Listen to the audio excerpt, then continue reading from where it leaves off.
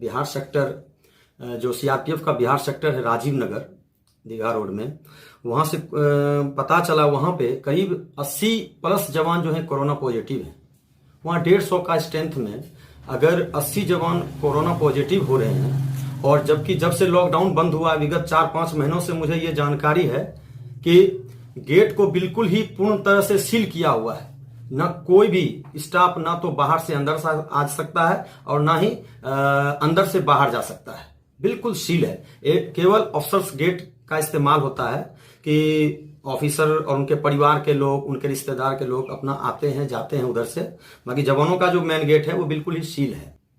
और वहां पर इसका मतलब व्यवस्था भी कुछ नहीं है, क्योंकि वहां पर ना तो बेस हॉस्पिटल है उसके अंदर में है, ना वहां पे कोई डॉक्टर है। और डॉक्टर जो वहां पे 1-2 यूनिटें हैं, वहां के डॉक्टर जो हैं वो भी मतलब किसी प्रकार का उनके पास कोई ऐसा सिस्टम नहीं है, कोई व्यवस्था नहीं है जिससे कि वो उनका उपचार कर सकें।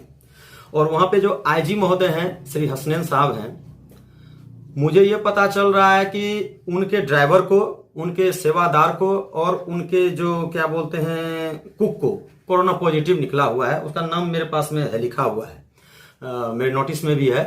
और इन्होंने अपना खुद और अपने परिवार का कोरोना का जो है चेकअप नहीं करवाया है।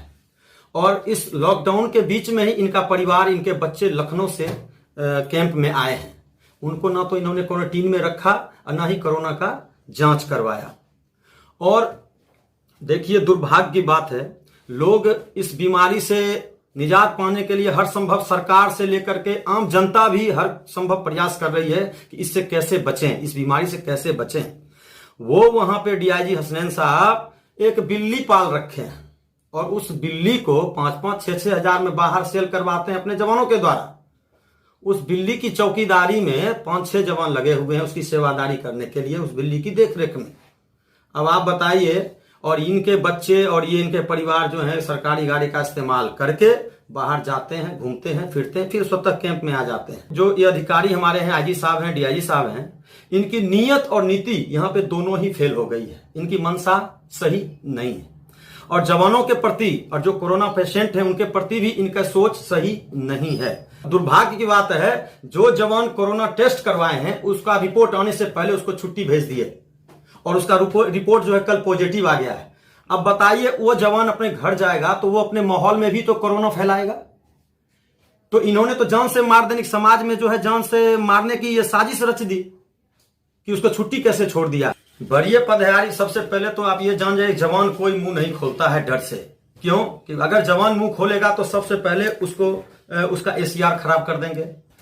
आपके सामने में मैं भुक्त भोगी हूं और मैं अपने बारे में आपको बाद में इस पे डिटेल्स में जाऊंगा। पहले मैं आपको कोरोना के बारे में बता देता हूं, पहले डिटेल्स। कोई भी जवान डर से मुंह नहीं खोलता है अधिकारी के पास में कि उसको नौकरी का खतरा हो जाएगा, उसकी जान को खतरा हो जाएगा। सब डरते हैं अधिकारी से और यही कारण है कि इतना जवान पिस रहा है, अपना मान सम्मान मार करके पिसता जा रहा है, घुट घुट के जीने के लिए मजबूर है।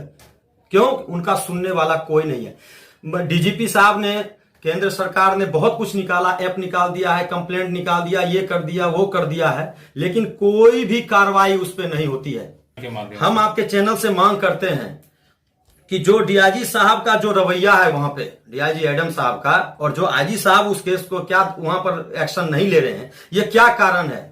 मैं डीजी साहब से और गृह मंत्री महोदय से अनुरोध करता हूं कि ये कोरोना पेशेंट जितने भी जवान हैं यहाँ कैसे इतने हो गए, और अगर 50% स्टाफ को काम में लेना था तो 100% स्टाफ को अंदर में लाने की क्या जरूरत थी? ऐसी कौन सी आफत आ गई थी? कौन सा ऐसा इनका सिस्टम फेल हो रहा था? ये बारीकी से इसकी जांच करें, निष्पक्ष जांच करें और वरिष्ठ अधिकारी मतलब डीजीपी साहब जो है ये गृह मंत्री महोदय को बताएं और जनता को भी बताएं और जवान की सुरक्षा को, उनके स्वास्थ्य को, उनके परिवार के स्वास्थ्य को इंश्योर करें। उनको किसी भी तरह के जान माल की क्षति नहीं पहुंचनी चाहिए और जवान को मान सम्मान के साथ और फुल अपनी विपदा बोलने का पूरा मौका दें, ना कि उनको दबाएं।